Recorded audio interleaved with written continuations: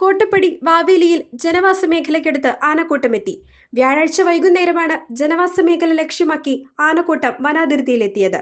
10ഓളം ആനകളുടെ കൂട്ടമാണ് മണിക്കൂറുകളോളം തമ്പടിച്ചത്.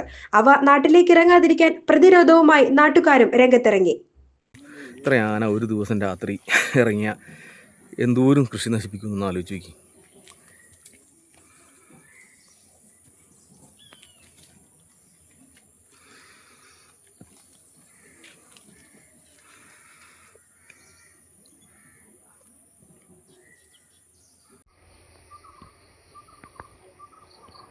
എൻ്റെ മൊബൈലിലേക്ക് കൂട്ടോടി.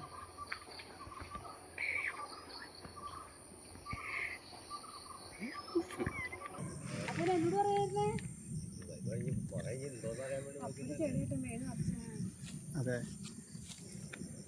ഇന്നലെ ഈ സമയത്ത് ജോളിയാട്ടം കുടിക്കാത്ത റബ്ബർ ഓടിച്ചെടുപ്പിക്കുക.